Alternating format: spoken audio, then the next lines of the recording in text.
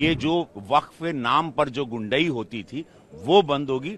जो पॉइंट्स रखे गए विपक्ष के सदस्य द्वारा कमेटी में तो वो नहीं माने गए हैं। किसी का कोई छूटा नहीं है, किसी का डिसेंट नोट को अलग नहीं रखा गया है, सब शेड्यूल में है।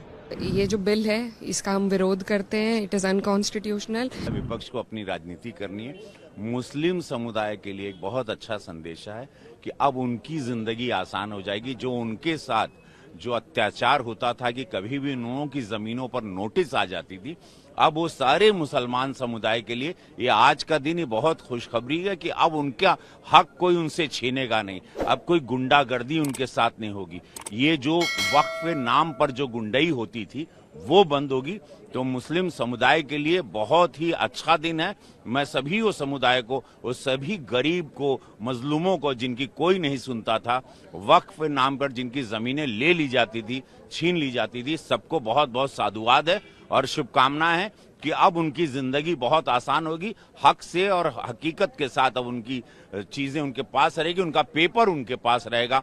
सबसे बढ़िया बात तो ये हो गई इस बिल के नाते। कोई हंगामा नहीं हुआ है। जिस तरह से आज बिल जो टेबल हुआ है वक्फ बोर्ड बिल, तो जो विपक्ष के सभी जो मेंबर्स थे इस कमेटी में, उनकी कोई भी बात, जो पॉइंट्स रखे गए विपक्ष के सदस्य द्वारा कमेटी में, तो वो नहीं माने गए हैं। और ये मनमानी तरीके से सरकार कहीं ना कहीं ध्यान भटकाने के लिए आखिरी दिन ये बिल लेकर आई है हाउस में, क्योंकि जहां सरकार ने 65,000 करोड़ रुपीस का बजट पेश किया है, वहीं ये लोग किसानों के मुद्दे पे और हमारे जो युवा साथी है उनके मुद्दे में कोई जवाब नहीं दे पा रही है। तो कहीं ना कहीं ध्यान भटकाने की राजनीति को देखते हुए ये बिल आज टेबल हुआ है और किसी भी विपक्ष मेंबर्स की बात में नहीं मानी गई कमेटी में। वक्फ की संसदीय समिति की रिपोर्ट जेपीसी की आज रख दी गई है। इसमें पूरी चर्चा हुई थी।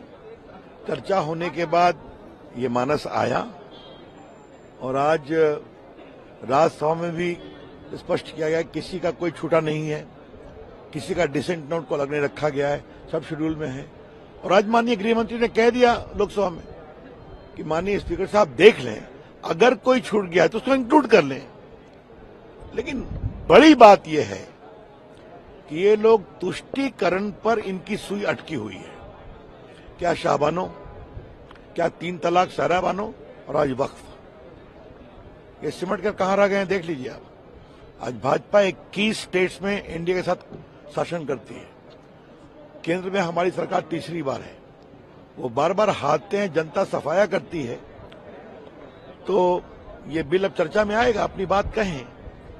लेकिन विपक्ष के लोगों को एक बात मैं बहुत विनम्रता से कहना चाहूंगा, आपको अपनी बात कहने का अधिकार है, लेकिन आपकी बात मानी ही जाए ये तो जरूरी नहीं है ना। अगर आपको अपनी बात मनवानी है, जनता से वोट लेके आइए, मेजोरिटी में आ जाइए। जिस तरीके से सारी कार्रवाई कमेटी की हुई उसमें भी पार्शियलिटी की गई, उसमें इंडिपेंडेंट तरीके से सारे जो भी इनपुट्स थे उनको इंक्लूड नहीं किया गया। तो ये जो बिल है इसका हम विरोध करते हैं। It is unconstitutional and it is against the rights of minorities in this country.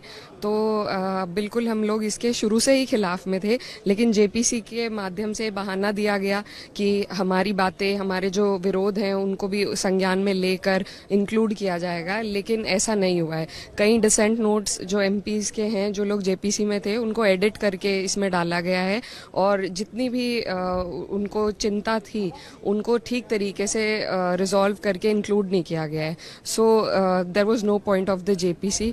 जिस वजह से जेपीसी बनाई गई थी वो वजह को पूरा नहीं करती है। तो जाहिर सी बात है हम लोग सभी लोग, पूरा विपक्ष इस अनकॉन्स्टिट्यूशनल बिल के विरोध